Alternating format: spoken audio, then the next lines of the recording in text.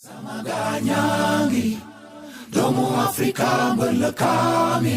ci askanu Géejawaay askanu Sénégal mani daw leen gaaw lu bees tàq nee naa leen ki koy jéem ak ki koy mendu benn mani Lougaré TV bil na leen ay buntam ñëw leen gaaw mu ngi fële sa Géejawaay yow mu ngi côté Canada bi yow mi xam ni yaa ci kaw loolu nag ñu ngi lancer un appel à l'exécutif ni ko conseil waxee ngir xam na ne suñu ne exécutif yi xam nañ ne c'est le chef de l'État moom mooy convoquer le collège électoral kon nag ci côté boobu ñu ngi leen di soññ ñoom di leen ñaax ñu mën ko woote ci nu mu gën a mën a gaawee te bu boobaa képp koo xamee ne doomu Sénégal nga am projet pour le Sénégal am yéene pour le Sénégal ngir bëgg a doxalal réew mi ñu boobaa ñu mën la bàyyi nga mën a bokk ci élection yi ndax loolu mooy li nga xam ne moom mooy taxawaay bi nga xam ne moom la front bi bëgg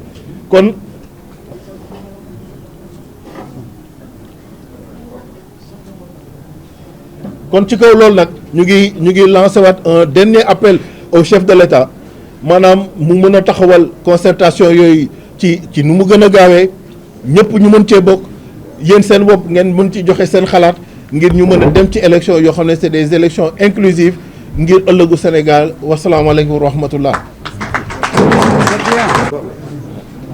Merci. Alors maître Amadou Ali Kane, comme son nom l'indique, est un maître, c'est-à-dire un avocat qui peut commenter la décision du Conseil constitutionnel. Voilà, donc voilà. Je suis avocat et j'étais candidat à la candidature et j'ai été le premier à être invalidé, à être spolié injustement, en 5 minutes. Après 5 minutes d'examen, j'ai été fusillé. Voilà. Et c'est moi qui ai eu l'idée de créer le collectif des recalés. Voilà, des spoliés. Alors, je voudrais faire quelques précisions par rapport à cette année du Conseil constitutionnel dont tout le monde parle. Et chacun en parle à sa façon. Mais il est clair que le Conseil constitutionnel, lui, il a dit des choses très claires, très précises. Alors, ce qu'il faut savoir, c'est que le Conseil constitutionnel ne s'est pas autosaisi. Il a été saisi. Il y a 2 groupes de députés qui l'ont saisi. Le premier groupe, c'est des députés proches de Pastef, Mohamed Aïb Salim Dafé, Samba Dang, agissant au nom de 38 députés. Et le deuxième groupe qu'il a saisi, c'est le député Babacar Mbaye, agissant en son nom et au nom de 16 autres députés. Donc c'est le groupe Yévi, si je ne m'abuse, ou Tahaou Sénégal, je ne sais pas. Alors, ces 2 groupes de députés ont demandé pour le premier, le groupe de Aïb Dafé, proche de Pastef, ils ont demandé au Conseil de déclarer contraire à la Constitution la loi adoptée par l'Assemblée nationale en sa séance du 5 février 2004 portant dérogation aux dispositions de l'article 31 de la Constitution. C'est ça leur première demande. Qu'on déclare contraire à la Constitution la proposition de loi donc, qui a été adoptée par l'Assemblée et qui reporte le scrutin au 15 décembre. Leur deuxième demande adressée au Conseil, c'est de lui dire d'ordonner la poursuite du processus électoral et d'ajuster si besoin la date de l'élection pour tenir compte des jours de campagne perdus. Donc ils ont formulé 2 demandes. Maintenant l'autre groupe de députés, celui de Babacar Mbaye, eux ils ont fait qu'une demande, déclarer contraire à la Constitution la loi adoptée le 5 février et portant dérogation aux dispositions de l'article 31. Maintenant, à côté de ces 2 groupes de députés, il y a un groupe de candidats constitué par El Hadj Malick Gakou, Cheikh Tidiane Dièye, Habib Sy, Bassirou Diomaye Diakhar Faye, El Hadj Mamadou Diaw, Thierno Alassane Sall, Daouda Ndiaye. Eux, ils ont attaqué le décret abrogeant le décret convoquant le corps électoral le 25 février. Donc, il y a eu 3 demandes adressées au Conseil. Maintenant, le Conseil a répondu à chacune des demandes. En ce qui concerne la déclaration d'inconstitutionnalité, le Conseil a accueilli favorablement les arguments des requérants. Il a motivé de long en large à partir de sa première décision de 2016 en visant les articles 27, les articles 103, il a expliqué qu'effectivement, on ne peut pas reporter l'élection parce que ça signifie qu'on proroge le mandat du président et le mandat du président est intangible. Donc, il a déclaré la proposition de loi non conforme à la Constitution, très clairement. Maintenant, pour la deuxième demande, tendant à ordonner la poursuite des processus électoraux, les gens lui ont dit, si vous déclarez qu'on ne peut pas proroger, donc dites que le processus électoral doit se poursuivre. Et s'il le faut, puisqu'il y a eu des jours où on n'a pas battu campagne, vous ajustez. Soit vous ajoutez ces jours, ou bien vous diminuez ces jours. Mais je suppose qu'il demande d'ajuster et de fixer une autre date pour l'élection. Et à ça, le Conseil a dit, il a répondu ce qui suit. Considérant qu'au regard de l'esprit et de la lettre de la Constitution et de la loi organique relative au Conseil constitutionnel, le Conseil constitutionnel doit toujours être en mesure d'exercer son pouvoir régulateur et de remplir ses missions au nom de l'intérêt général, de l'ordre public, de la paix, de la stabilité des institutions et du principe de la nécessaire continuité de leur fonctionnement. Considérant que le Conseil constitutionnel, constatant l'impossibilité d'organiser l'élection présidentielle à la date initialement prévue, invite les autorités compétentes à la tenir dans les meilleurs délais. Qu'est-ce que ça signifie? Ça signifie, que le Conseil n'a pas accueilli favorablement la demande de poursuite du processus électoral qui était demandée, qui était sollicitée. C'est très clair. La deuxième chose, le Conseil n'a pas dit au président de la République de prendre un nouveau décret convoquant le corps électoral. Le Conseil a dit qu'il invite les autorités compétentes à tenir l'élection dans les meilleurs délais. Quelles sont les autorités compétentes en matière électorale? C'est le ministre de l'Intérieur, c'est la DGE, c'est la CENI, et évidemment le président de la République, n'est-ce pas? Donc, qu'est-ce qu'il faut en déduire? Il faut en déduire que le Conseil, usant, comme il dit, de son pouvoir régulateur, a ordonné la reprise du processus électoral. Il n'a pas ordonné sa condamnation, il s'est opposé à la condamnation, il a constaté que c'était impossible. C'était impossible parce que déjà la campagne avait commencé et lui n'a pas pouvoir d'ajouter des jours de campagne. Il ne peut pas retrancher aussi des jours de campagne. Et ensuite, le Conseil sait également que la liste qui avait été publiée, elle est viciée parce qu'il y a une personne qui est dans la liste qui ne devait pas y être. Et il y a d'autres qui devaient être qui n'y sont pas. Donc, à partir de là, le Conseil a préféré, dans un souci de stabilité, n'est-ce pas, de maintien de l'ordre public, de la paix, il a ordonné aux autorités de reprendre la procédure. Ça veut dire quoi? Ça veut dire qu'il faudra aller chercher des parrainages, il faudra, après déposer, le ministre de l'Intérieur devra fixer les modalités de contrôle des parrainages, il devra fixer le montant de la consignation et on devra publier une nouvelle liste de candidats. Parce que je voudrais aussi rappeler que la liste de candidats qui avait été publiée le 20 janvier 2024, elle admettait les 20 candidats retenus à l'élection présidentielle du 25 février. Et cette élection n'a pas eu lieu.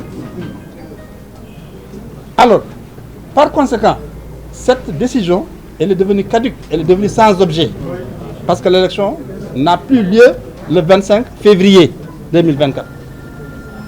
Admettons que vous avez un passeport qui expire le 25. Après le 25, vous voulez voyager au mois de mai. Ou bien, autre exemple, admettez que vous êtes nommé directeur d'une école. L'école brûle, il n'y a plus d'école. Vous allez prendre fonction où? Donc, c'est vous dire que le Conseil n'a jamais dit au président de la République de fixer une nouvelle date pour les élections. Il n'a pas dit convoque les élections. Et d'ailleurs, je rappelle, il ne peut pas le dire parce que, d'après l'article LO 137 du Code électoral, pour convoquer le corps électoral, il faut un délai de 80 jours entre la convocation et le premier tour. Au moins. Alors, ce que j'en déduis, c'est que cette élection va avoir lieu, il y aura des concertations. Est-ce que les gens vont s'entendre pour modifier le code électoral, réduire des délais? Je ne sais pas. C'est possible. Mais quoi qu'il en soit, le Conseil a été très clair. À la date du 2 avril, le mandat du président de la République s'arrête. Le président Macky Sall ne sera plus président de la République du Sénégal à la date du 2 avril. Et personnellement, telle que la situation se passe, je m'attends à ce que le président Macky Sall démissionne avant cette date pour permettre au président de l'Assemblée nationale de le suppléer et de conduire le processus électoral. Et c'est le meilleur moyen pour éviter une crise constitutionnelle au Sénégal. Parce que les seuls cas, les 3 cas qui sont prévus par la Constitution pour que la suppléance soit assurée, c'est le décès du président de la République en exercice, son empêchement définitif ou bien sa démission. Donc s'il ne démissionne pas, le président de la République ne pourra pas légalement le suppléer. Par conséquent, il faut s'attendre, après les consultations, après peut-être les mesures qu'il doit prendre, que le président, dans un souci de stabilité ou de continuité du fonctionnement de l'État, présente sa démission pour permettre au président de l'Assemblée nationale de continuer le processus électoral. Voilà ce que je voulais dire comme précision. Je vous remercie.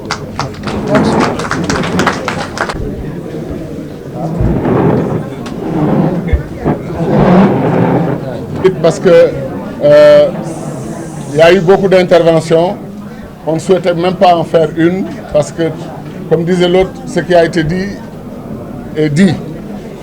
Le seul problème, c'est qu'il y a peut-être quelques petites précisions que je vais faire très rapidement. Notre frère. S'il vous plaît, un peu de silence derrière.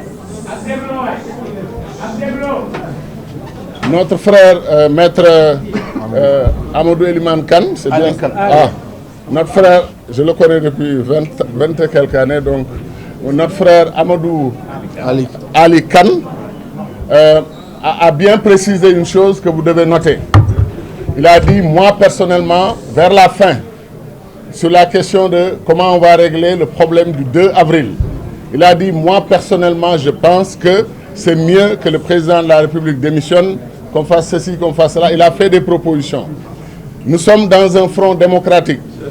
Nous sommes liés par des relations d'amitié, d'engagement, de tolérance. Chacun d'entre nous a le droit d'avoir son point de vue sur certaines questions. Mais nous, ce qu'on a partagé avec vous dans la déclaration, c'est ce que nous pensons ensemble.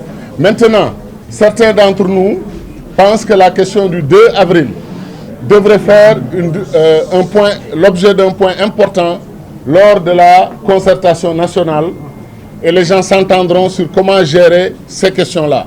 Nous pensons que si c'était des questions simples et si nous avons un préjugé favorable par rapport à l'intelligence des sages du Conseil constitutionnel, on se dit que si c'était simple, les sages l'auraient tranché dans leurs décisions et il n'y aurait aucun débat dans ce pays sur cette question. Donc, ils ont laissé quelque part une petite marge, une latitude aux acteurs politiques et surtout aux forces vives de la nation. On a toujours précisé que ce pays n'appartient pas aux politiciens et aux acteurs politiques. Il appartient d'abord et avant tout à tous les citoyens sénégalais. Donc, cette concertation nationale devrait impliquer effectivement les forces vives de la nation. On a même entendu des gens proposer que le dialogue national, pour aller vite, soit restreint aux 20 candidats validés entre guillemets. Cela veut dire donc que des gens qui veulent diriger le Sénégal nous disent d'emblée que sur certaines questions, ils vont s'isoler pour parler au nom du pays. Ce qui est inacceptable. Le Sénégal est en crise, tout le monde est d'accord. Donc nous avons besoin de tous les esprits, de toutes les propositions, de toutes les intelligences pour discuter d'une question qui d'ailleurs ne les concerne pas, eux seulement, les 20. Ce qui a été dit ici l'a prouvé. Maintenant, chers amis, cette conférence, elle était importante. Nous avons suivi les polémiques à gauche et à droite. Lors de la CAN, nous avons appris que le Sénégal était composé de 99% de coachs. Tout le pays, tout le monde est coach dans ce pays. Avec la crise que nous avons vue, on se rend compte que nous avons maintenant 99% de constitutionnalistes, tous les Sénégalais. Il faut entendre, écouter les radios, les médias, les télévisions et tout. Tout le monde est devenu expert en matière constitutionnelle. C'est pour cela que nous conseillons aussi, en période de crise, il faut un peu plus de sagesse, un peu plus d'humilité. Il faut que les experts puissent s'exprimer, mais que les politiques aussi puissent donner leurs analyses et que tous les fils et toutes les filles du Sénégal aient le droit à la parole pour faire avancer notre pays. Ça, c'est important pour nous. Alors, sur la question de la reprise intégrale du processus électoral, pour nous, ça relève du bon sens. Parce que ce que nous n'avons pas apprécié, et nous l'avons dit, on va le redire encore à nos compatriotes, il s'est passé 3 à 4 choses importantes et graves dans le processus électoral. Et pourtant, certains ont décidé que tout cela n'est pas important. Ce qui est important, c'est qu'il faut absolument aller au scrutin. À l'époque, ils avaient dit le 25 février. Et maintenant, ils sont dans les médias en train de donner des dates, de dire que non, le 3 c'est bon, ou bien au pire le 10, et il faut faire ceci, il faut faire cela. Et on voit des médias étrangers informer le monde que effectivement le Conseil constitutionnel a ordonné au président Macky Sall d'organiser les élections avant le 2 avril et donc le président est obligé d'appeler les élections ou le 3 ou le 10 des médias étrangers. Ce qui est important ici pour nous, les Sénégalais sont des patriotes. Nous sommes des patriotes, nous tenons à ce qu'on nous respecte.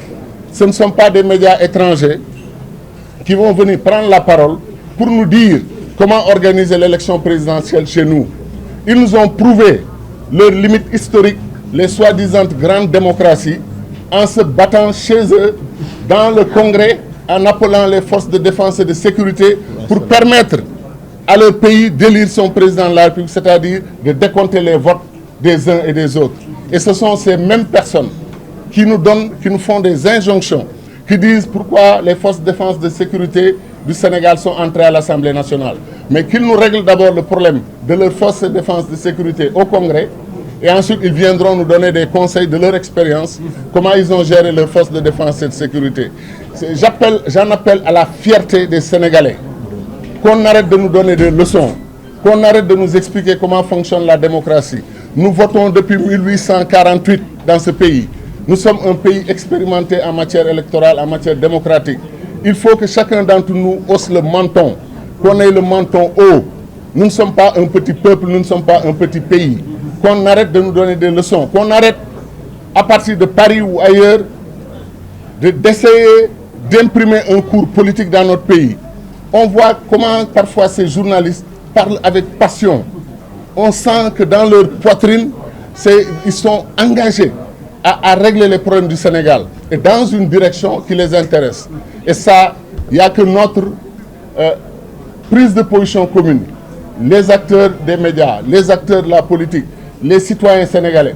Disons non à tous ceux qui veulent faire de l'ingérence dans nos affaires et à vouloir dicter leur volonté et leur vision de l'avenir de notre pays. Nous sommes un grand pays. Nous sommes un très grand pays. Je voudrais terminer sur un point.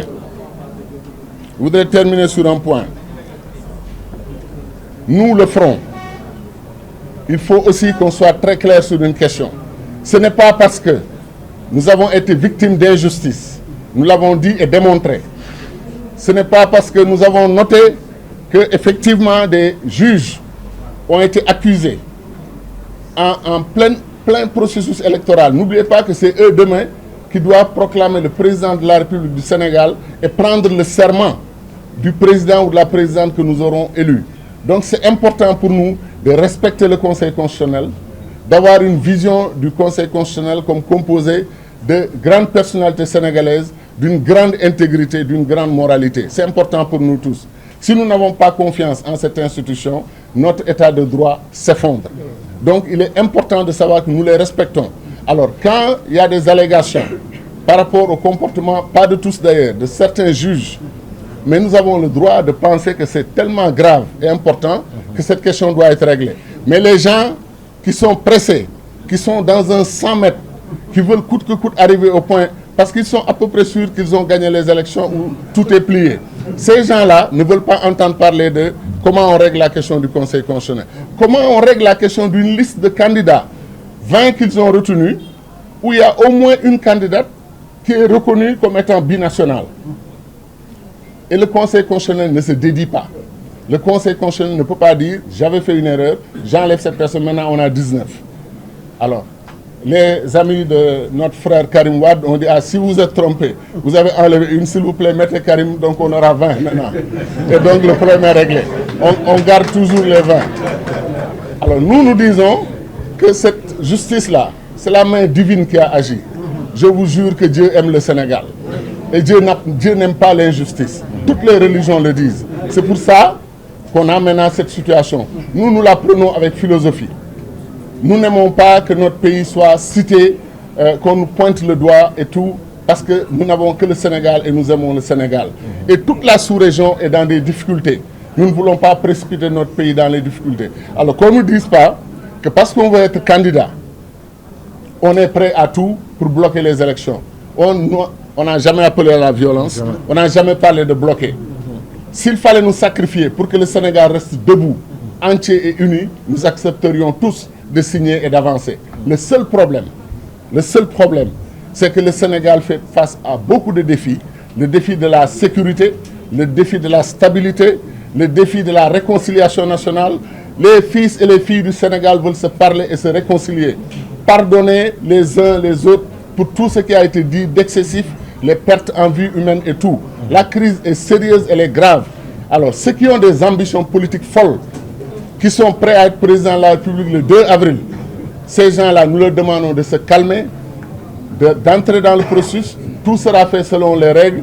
Et si Dieu, qui a déjà élu le futur président du Sénégal, peut-être qu'il a déjà Cheikh Tidiane Gadio ou Mamadou Diop Decroix ou Karim Wade ou Mohamed Ben Diop ou mon ami Maître Kane, hein, ou mon ami Silla, mon ami Ndiaye. Donc, tous mes amis qui sont là, et je n'en oublie pas, parce que Amdi Fall, c'est important pour moi. Et donc, tous mes amis sont là. Peut-être que Dieu a déjà écrit le nom du futur président. Donc, nous sommes calmes, sereins et humbles, et prêt à attendre la sanction divine qui passera par la volonté du peuple sénégalais. Allons à la concertation nationale. Toute personne qui a peur d'une concertation nationale a sûrement des choses à se reprocher. Allons, parlons, réglons nos problèmes entre Sénégalais et montrons la voie à l'Afrique. Quand il y a des problèmes, les Sénégalais savent se parler et se réconcilier. Savent se parler et se réconcilier.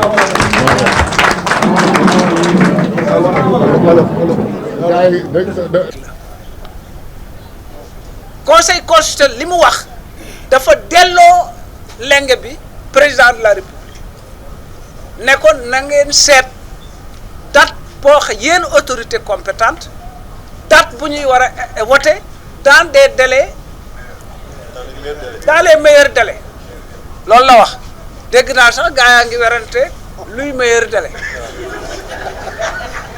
mooy lu mu gën a gaaw déedéet lu mu gën a gaaw mooy le plus rapidement possible dans les plus brefs délais mooy lu mu gën a gaaw le waaw alors néewul dafa digg dóomu néewul nagoo di code électoral bi lu toll ni tarfatal ay nit duma ko ci soppi ñu yóbbu ko assemblée ñu voté ko code boobu mooy dox ba fii mu ne doon na ci yokk nag ay affaire di ci yokk moo tax d'ailleurs foog ñu xoolaat ko parce que fanweeri at ak nangam dafa bari mais daal loolu amoon nañ ko waaw loolu ci suñu biir mais dañu war a toogaat ñu xoolaat affaire bi c'est pas les lois qui ont créé les êtres humains ce sont les êtres humains qui ont créé les normes juridiques wax naa ko Nelson Mandela ca Afrique du Sud jaar fukki at ak juróom-ñaar lañ ko tëj ay loi lañ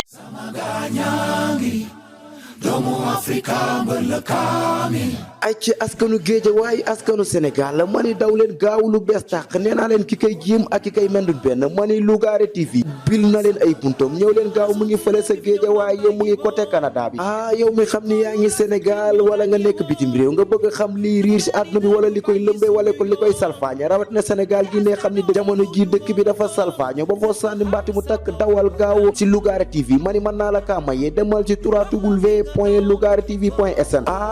mani muy làmb nag làmb buñ ko waxee da ngay laal suñ cosaan laal li xam ni ñëpp bëgg na ko mani mag ñi bëgg làmb ba xale yi di ko xëccoog ñoom mani football bi rawatina championnat du Sénégal bi mani athlétisme di basket di handball lépp loo xamante ni sport la si Sénégal la mani yéen nga xam da ngeen am cérémonie muy gàmmu di màggal lépp loo xamante da nga koy def gaawal gaaw woote si numéro bi 77 202 27 27 ki koy jéem ak koy mandun benn salade daal du moroomu ñax boo weddee rek benee garal L'Afrique a inspiré le monde avec ses pyramides, ça sonne.